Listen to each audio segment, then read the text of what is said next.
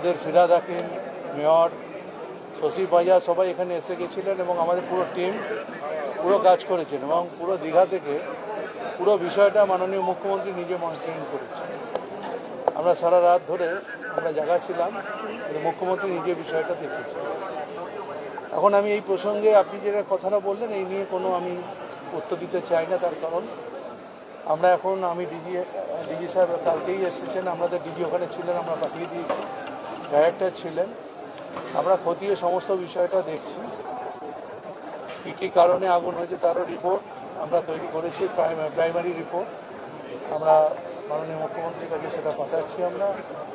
আমরা চাই এই ঘটনা পুরো সঠিকভাবে মুখ্যমন্ত্রী বলেছেন এটা এনকোয়ারি হবে, যে দোষ হবে সে শাস্তি পাবে।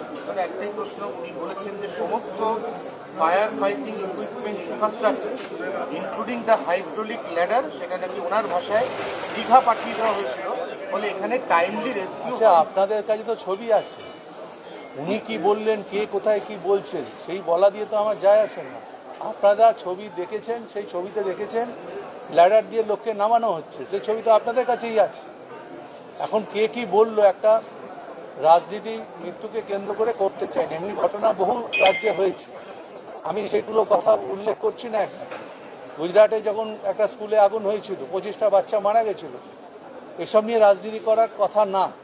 যারা রাজনীতি করে তাদেরকে আমি মনে করি না এই কথার উত্তর দিতে হবে।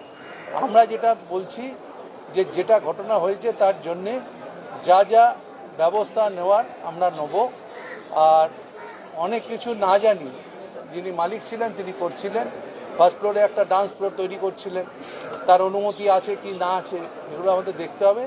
আর আপনারা জানেন, শুনেছেন আমার ডিজিটাল বলেছে 2022-এর পর থেকে এরা কোনো আমাদের সঙ্গে যোগাযোগ কিছু করেনি। তা আমরা দেখব এগুলো, যদি এগুলো সঠিক হয় যে আইনের দ্বারা আপনারা জানেন তো কালকে আমাদের ফায়ারের পক্ষ থেকে এফআইআর করা হয়েছে, পুলিশের পক্ষ থেকে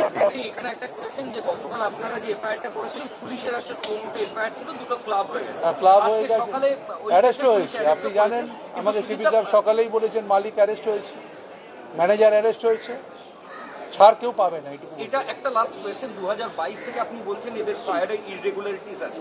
কলকাতা শহরে বেশ কিছু এরকম হোটেল আমরা গতকালও দেখেছি যেটা এন্ট্রি আছে, এক্সিট নেই, ইভ্যাকুয়েশনের কোনো জায়গা নেই। যদি একটু ধোঁয়া বা একটু আগুন কোথাও থাকে, আগুন না থাকলেও ধোঁয়াতেও লোকজন মারা যেতে পারে, তো সেখানে আপনারা কি এই ফায়ার বেসিক্যালি এখানে যেটা মারা গেছে ধোঁয়াতেই মারা গেছে, আগুনে কেউ মারা যায়। আগুন ছিল ফার্স্ট ফ্লোরে, পুরো বাড়িটা স্মোক হয়ে গেছিলো, আর এত হিটেড ছিল লোক বেরোতে পারে, এটা বুঝে রাখ, আমরা নিজেরাও দেখতে পাই। একটা ফার্স্ট ফ্লোরে ওরা কিছু তৈরি করছিল, সেখান থেকে আগুনটা স্প্রেড করে, সেই আগুনটা ছড়িয়ে পড়ে, তারপর বিভিন্ন জায়গায় ব্লকেজ করেছে। এসি ওরা সেন্ট্রালি করবে বলে ওপরে একটা এসির বসিয়েছে, প্ল্যান্টও বসিয়েছে দেখলাম আমরা। এই সমস্ত এই ইলিগাল কাজগুলোটা করেছে, যা আইনের দ্বারা যা হবে সেগুলো সব